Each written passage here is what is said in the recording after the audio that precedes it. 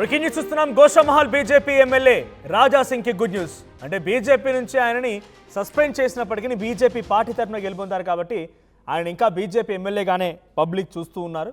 So Raja Singh ఇది ఒక good news అని చెప్పాలి. 2022లో మహమ్మద్ ప్రవక్తపై వివాదాస్పద వ్యాఖ్యల కేసుని హైదరాబాద్ ప్రజాప్రతినిధుల కోర్టు కొట్టిపారేసింది. ఇరుపక్షాల వాదనలు సాక్ష్యాధారాల్ని నిశితంగా పరిశీలించిన కోర్టు రాజా సింగ్ పై మోపినటువంటి ఆరోపణలపైన ఎటువంటి సరైనటువంటి ఆధారాలు లేవు అని నిర్ధారించింది. ఇక రాజా సింగ్ని నిర్దోషిగా ప్రకటిస్తూ తుది తీర్పు వెల్లడించింది. మత విద్వేషాలు రెచ్చగొట్టడం, ఉద్దేశపూర్వకంగా శాంతి భద్రతలకు విఘాతం కలిగించినటువంటి తీవ్ర ఆరోపణలతో అప్పటి ప్రభుత్వం సెక్షన్ 153A, 295A, 504, 504, 502, 506 ఈ సెక్షన్ల కింద కేసులు నమోదు చేశారు. ఇక 2022లో రాజా సింగ్ని అరెస్ట్ చేశారు మంగళహట్ పోలీసులు. సుమారుగా 77 రోజుల పాటుగా జైలు జీవితం గడిపారు. ఆయన పైన పీడీ యాక్ట్ కూడా ప్రయోగించింది అప్పటి ప్రభుత్వం. సో ప్రస్తుతానికి ఆ కేసులోనే రాజా సింగ్కి పై నమోదైనటువంటి ఆ కేసులో ఎటువంటి నిజాలు లేవు, సరైన ఆధారాలు లేవని చెప్పి ఆ కేసుని కొట్టేసింది. ఇది ఒక గుడ్ న్యూస్ అని చెప్పాలి రాజా సింగ్ విషయంలో. రాజా సింగ్ సంబంధించినటువంటి అతిపెద్ద కేసు, చాలా రోజుల పాటుగా జైలు జీవితం గడిపినటువంటి కేసు కూడా ఇదే. సో మహమ్మద్ ప్రవక్త పైన చేసినటువంటి ఆరోపణల నేపథ్యంలోనే 77 రోజుల పాటుగా జైల్లో ఉన్నారన్న ఎటకేలకి ఆ కేసులో బయటకు వచ్చారు. ప్రస్తుతానికి మళ్ళీ ఎమ్మెల్యేగా కొనసాగుతున్నారు. అయితే ఇప్పుడు ప్రజాప్రతినిధుల కోర్టు ఆయన ఈ కేసును కొట్టిపారేసింది. దీనికి సంబంధించి మరిన్ని అప్డేట్స్ ప్రతినిధి శ్రీధర్ అందిస్తారు. శ్రీధర్, సో ప్రస్తుతం దీనిపై రాజా సింగ్ రియాక్షన్ ఏంటి? సో అప్పుడు ఆయన సుమారుగా 77 రోజుల పాటుగా జైలు జీవితం గడిపారు. ఈ కేసులో పైన పీడీ యాక్ట్ కూడా నమోదైంది. కానీ ప్రజాప్రతినిధుల కోర్టు మాత్రం ఎటువంటి ఆధారం లేవని కేసుని కొట్టిపారేసింది. దీనిపై రియాక్షన్స్ ఏంటి? అటు ఫిర్యాదు ఇచ్చిన ఫిర్యాదుదారుడు కానీ లేకపోతే అపోజిషన్ పార్టీస్ కూడా ఏం చెప్తూ ఉన్నాయి?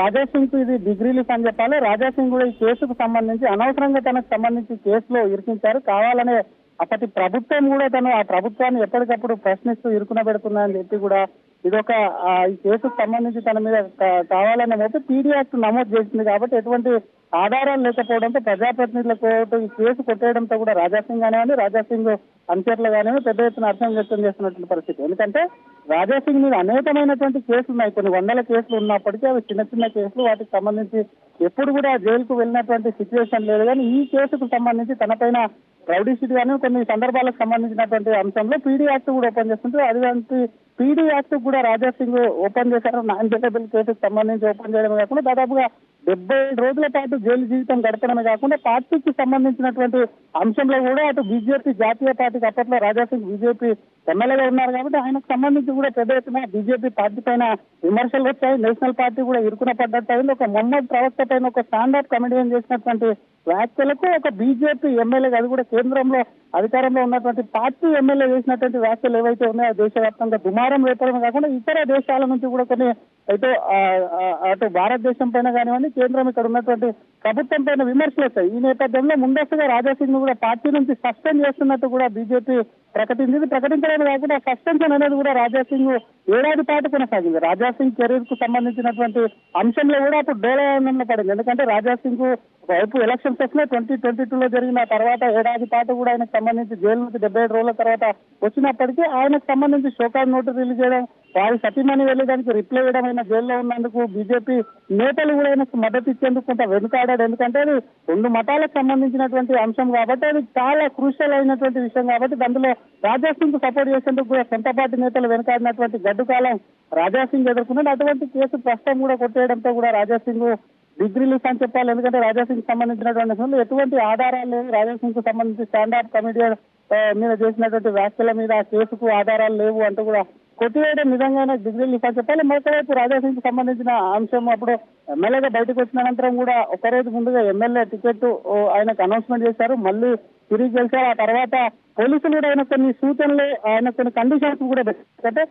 ఇతర మతస్థులు కానీ ఇతర మతస్థులకు సంబంధించిన దేవుళ్ళను కూడా కించపరచదు, జాగ్రత్తగా ఉండాలని చెప్పి ఎక్కడికి సభలకు వెళ్ళినా పోలీసులు ముందస్తుగా నోటీసులు అయితే జారీ చేస్తున్నారు. ఆయన ప్రసంగాల మీద కానివ్వండి, ఆయన వీడియోల మీద కానివ్వండి పోలీసులు ప్రత్యేక నిఘా పెడుతున్నారు. ఎందుకంటే రాజా సింగ్ కి సంబంధించి ఏదైనా మాట్లాడితే మాత్రం డెఫినెట్ గా క్రిమినల్ వైలెన్స్ అయ్యేటువంటి అవకాశం ఉంటుంది. కాబట్టి దానికి సంబంధించి క్రిమినల్ వైలెన్స్ రాకుండా కూడా ముందస్తు ఉంటున్నారు. మరి రాజా సింగ్ కి సంబంధించిన అంశంలో మనం ఈ కేసుకు సంబంధించి మాత్రం డెఫినెట్ గా ఆయనకు రిలీఫే కాదు, ఎంత చిన్న కేసులు ఉన్నా సరే కానీ జీవితంలో రాజా సింగ్ జైలు నుంచి వచ్చినాక కూడా ఒక ప్రకటన చేశారు.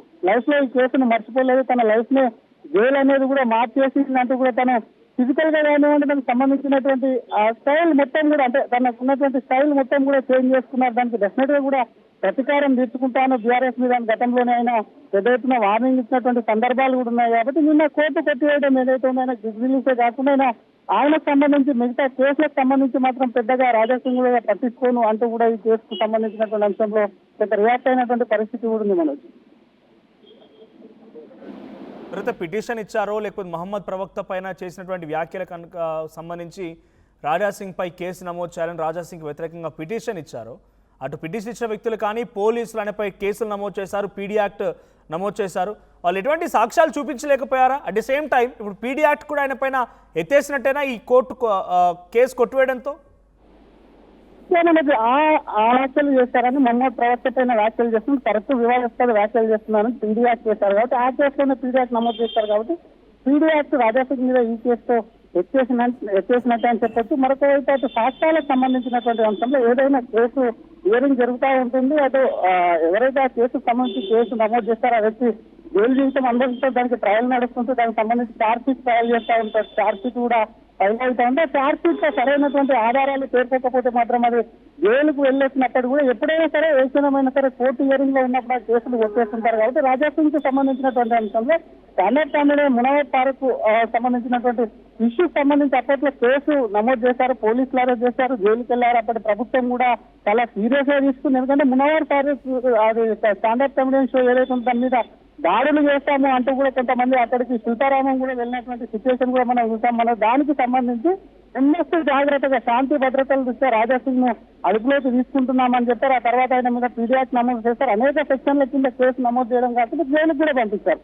దీనికి సంబంధించినటువంటి అంశం డెఫినెట్ గా ఇప్పుడు ఉన్నటువంటి ఈ పరిస్థితుల్లో ఎవరైతే కేసు నమోదు చేశారో వాళ్ళు సరైనటువంటి ఆధారాలు కానివ్వండి, రాజా సింగ్ చేసినటువంటి వ్యాఖ్యలు మహమ్మద్ ప్రవక్త మీద కానివ్వండి, మునవర్ ఫారూక్ మీద కానీ ఈ వ్యాఖ్యలు ఏవైతే ఉన్నాయో కోర్టులో నిరూపించలేకపోయారు. కోర్టులో సబ్మిట్ చేయడంలో వారికి సంబంధించినటువంటి అంశంలో కూడా ఫెయిల్ అయ్యారు. కాబట్టి రాజా సింగ్ కి ఈ రిలీఫ్ లభించిందని అనుకోవచ్చు మనకు. Right, thank you Sridhar. So గతంలో మహమ్మద్ ప్రవక్తపై ఆయన చేసిన వ్యాఖ్యల నేపథ్యంలో ఆయనపై పిటిషన్ ఇచ్చిన వ్యక్తులు, ఆయన కేసు నమోదైంది, పీడీ యాక్ట్ కూడా నమోదైంది, పలు సెక్షన్ల కింద కేసులు నమోదు చేశారు పోలీసులు. ఆ తర్వాత ఆయన జైలు కూడా పంపించారు. 77 రోజుల పాటుగా జైలు జీవితం గడిపారు రాజా సింగ్. 2022లో జరిగిన సంఘటన ఇది. అయితే ఇప్పుడు ప్రజాప్రతినిధుల కోర్టు ఆయన కేసుని కొట్టేసింది. ఎటువంటి ఆధారాలు లేవు అన్నట్టుగా రాజా సింగ్కి బిగ్ రిలీఫ్ ఇచ్చింది. మరి ఆయనపై నమోదైనటువంటి పీడీ యాక్ట్ కానీ ఈ కేసులన్నీ కూడా కొట్టిపారేయాలని చెప్పి కోర్టు తీర్పుని మళ్ళీ ఛాలెంజ్ చేయబోతున్నారా, లేదు ఇంకా ఈ కేసు ఇక్కడితో అయిపోయినట్టేనా అన్నట్టుగా చూడాల్సిన అవసరం అయితే ఉంది. సో ప్రెసెంట్ రాజా సింగ్ మాత్రం ఇది ఒక గుడ్ రిలీఫ్ అని చెప్పాలి. రాజా సింగ్ ఈ కేసులో చాలా సందర్భాల్లో నేను చాలా దయనీయమైనటువంటి పరిస్థితి ఎదుర్కొన్నాను, నేను చేయని అంటే ఆయన రీతిలో డెఫినెట్గా స్ట్రాంగ్ అగ్రెసివ్ కామెంట్స్ ఉంటూ ఉంటాయి. కానీ ఆయన ఈ కేసులో ఎదుర్కొన్నటువంటి ఆ తీర్పుని కానీ లేకపోతే ఆ 77 రోజుల పాటు జైలు శిక్షను కానీ జీవితంలో మర్చిపోలేని రోజులంటే కూడా అనేక సందర్భాల్లో మాట్లాడుకొచ్చారు. బట్ ఇప్పుడు ఫైనల్లీ రాజా సింగ్కి మాత్రం ఒక బిగ్ రిలీఫ్ దొరికిందని చెప్పాలి. సో రాజా సింగ్ పైన నమోదైనటువంటి కేసులో ఎటువంటి ఆధారాలు లేవు అని చెప్పి కోర్టు మాత్రం కొట్టిపారేసింది. సో రాజా సింగ్ చేసినటువంటి కామెంట్స్ కానీ, రాజకీయం ఆయన చేసినటువంటి పాలిటిక్స్ కానీ, రాజా సింగ్ యొక్క పనితీరు, రాజా సింగ్ యొక్క మాటలు మీకేమనిపిస్తున్నాయి కామెంట్ చేయండి.